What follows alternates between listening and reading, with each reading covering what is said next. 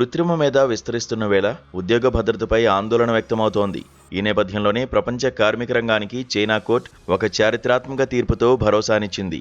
కేవలం ఏఐ సాంకేతికత అందుబాటులోకి వచ్చిందనే కారణంతో దశాబ్దాలుగా సేవలందిస్తున్న ఉద్యోగులను తొలగించడం చట్టవిరుద్ధమని హంగ్జూ ఇంటర్మీడియట్ పీపుల్స్ కోర్టు స్పష్టం చేసింది.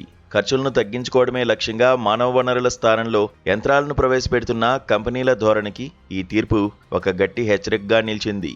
ఈ పరిణామం ప్రపంచవ్యాప్తంగా చర్చనీయాంశమవుతోంది.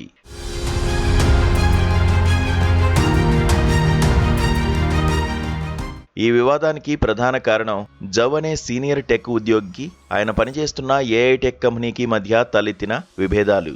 నవంబర్ 2022లో నెలకు సుమారు 3 లక్షల రూపాయల జీతంతో క్వాలిటీ అష్యూరెన్స్ సూపర్వైజర్గా చేసిన జవ్ ఏఐ మోడల్స్లో గోప్యతా ఉల్లంఘనలు జరగకుండా పర్యవేక్షించారు. అయితే ఆయన స్థానాన్ని ఏఐ సాఫ్ట్వేర్తో భర్తీ చేయాలని భావించిన యాజమాన్యం జవ్ హోదాను తగ్గించి వేతనాన్ని సగానికి పైగా కోత విధించాలని ప్రయత్నించింది.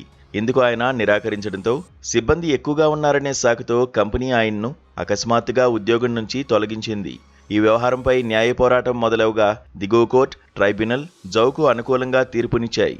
కంపెనీ దీనిపై అప్పీలుకు వెళ్లినప్పటికీ ఇంటర్మీడియట్ పీపుల్స్ కోర్టు ఏప్రిల్ 30న వెలువరించిన తీర్పులో ఉద్యోగి తొలగింపు చట్టవిరుద్ధమని తేల్చి చెప్పింది. కృత్రిమ మేధ ద్వారా లాభాలు పొందుతున్నప్పుడు సంస్థలు సామాజిక బాధ్యత వహించాలని, కేవలం సాంకేతిక మార్పుల సాకుతో ఒప్పందాలను రద్దు చేసుకోలేరని కోర్టు ఉద్ఘాటించింది.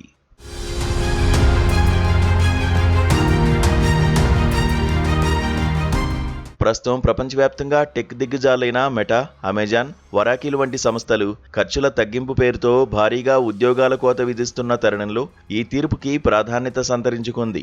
ఆటోమేషన్, ఏఐ సాధనాలపై కార్పొరేట్ సంస్థలు చూపుతున్న అత్యుత్సాహం ఉద్యోగుల భవిష్యత్తును ప్రశ్నార్థకం చేస్తోంది. చైనా కోర్టు తీర్పు కార్మికుల హక్కుల రక్షణకు పెద్దపీట వేస్తుండగా, అమెరికా వంటి దేశాల్లో మాత్రం కంపెనీల ఇష్టానుసారంగా సాగుతున్న తొలగింపులు ఆందోళన కలిగిస్తున్నాయి.